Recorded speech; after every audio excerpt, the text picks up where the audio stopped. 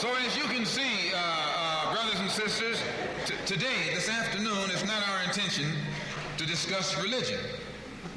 We're going to forget religion. If we bring up religion, we'll be in an argument.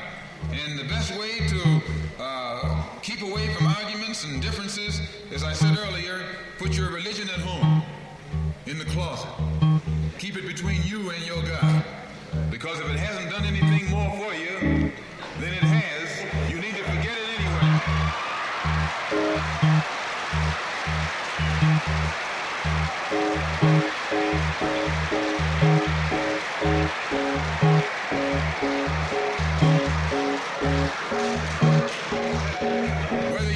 Whether you are a Christian or a Muslim or a nationalist, we all have the same problem.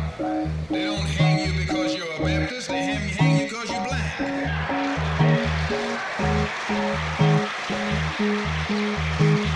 They don't attack me because I'm a Muslim, they attack me because I'm black.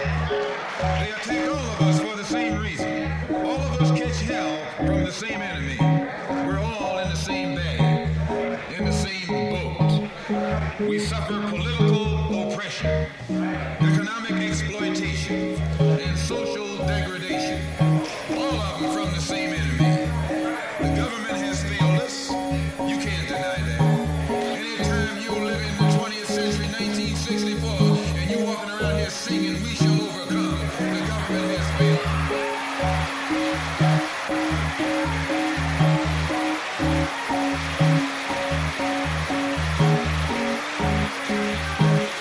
This is part of what's wrong with you. You do too much singing.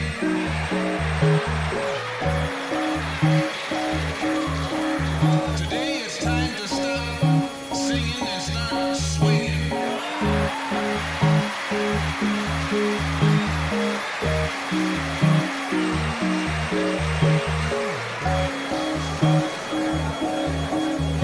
You can't sing up on freedom, but you can swing up on some freedom.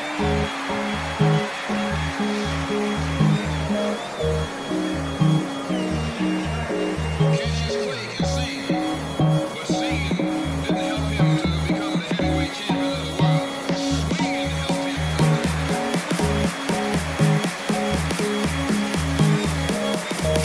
government has failed us. The government has failed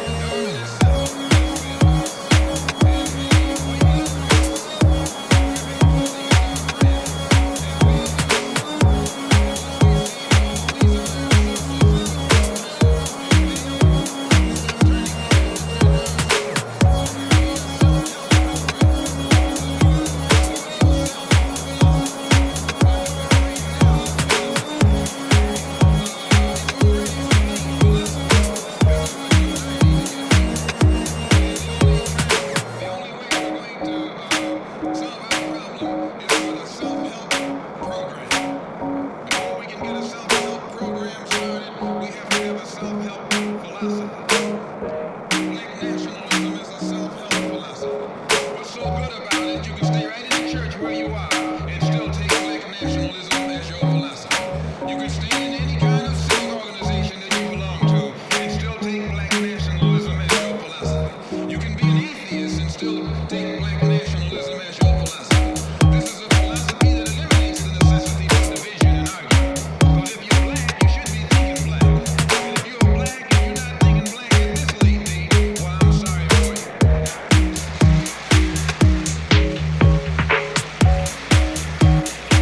Once you change your philosophy, you change your thought pattern.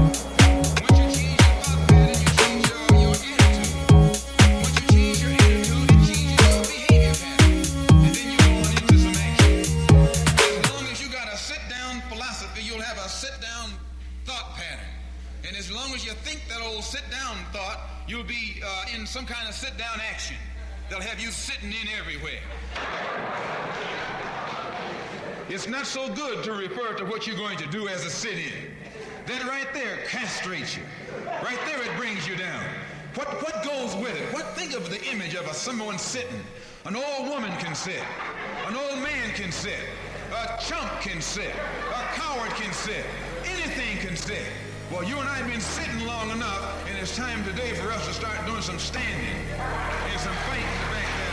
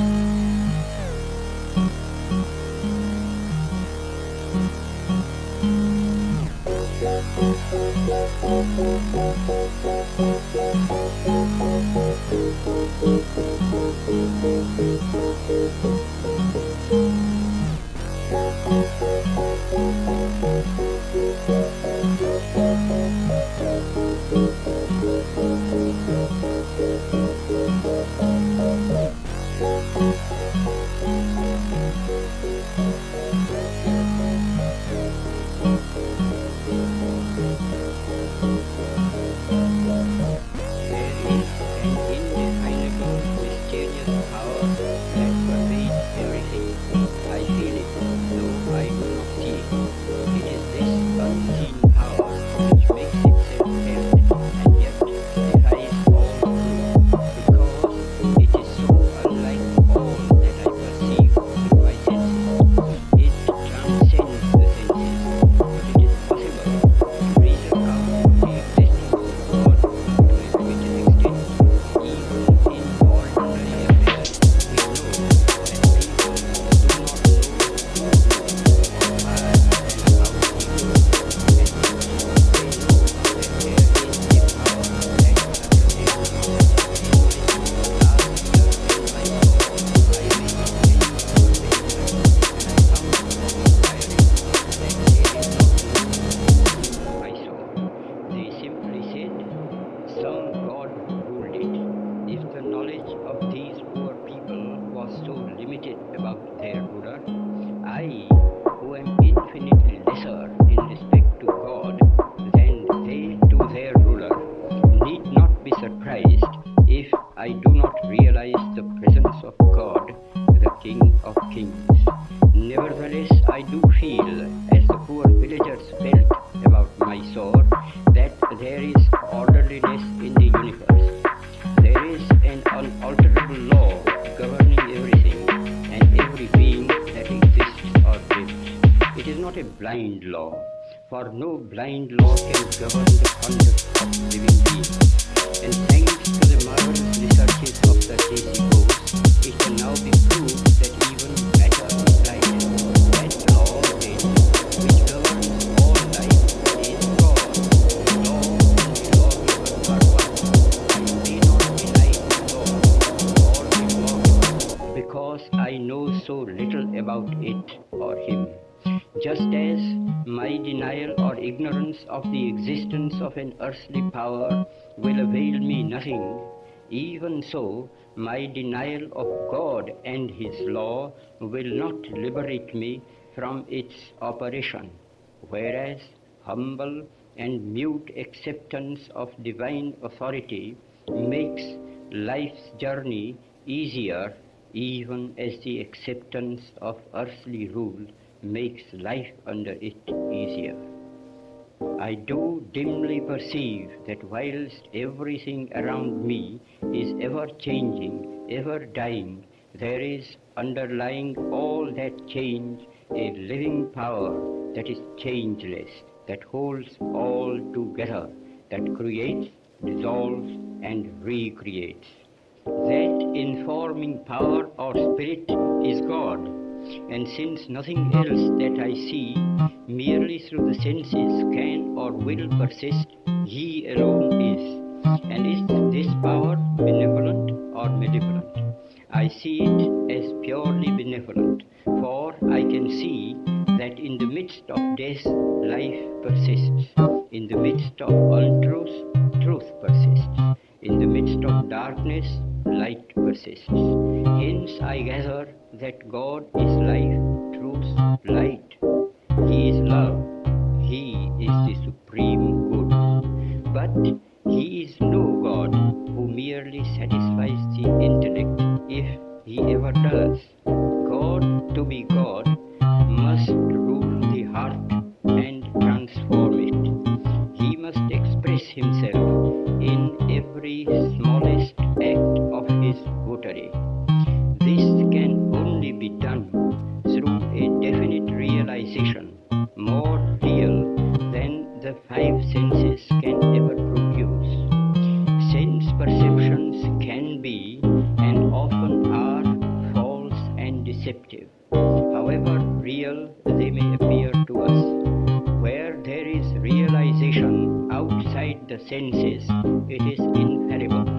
It is proved not by extraneous evidence, but in the transformed conduct and character of those who have felt the real presence of God within. Such testimony is to be found in the experiences of an unbroken line of prophets and sages in all countries and climes. To reject this evidence is to deny oneself. This realization is preceded by an immovable faith. He who would in his own person test the fact of God's presence can do so by a living faith, and since faith itself cannot be proved by extraneous evidence, the safest course is to believe in the moral government of the world, and therefore in the supremacy of the moral law, the law of truth and love. Exercise of faith will be the safest where there is a clear determination, summarily, to reject all that is contrary to truth. I confess that I have no argument against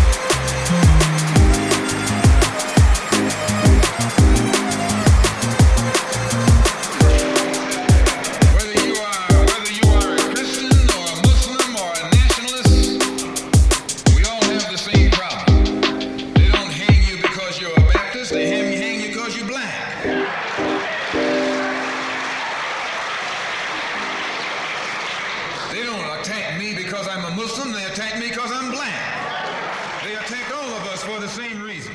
All of us catch hell from the same enemy. We're all in the same bag.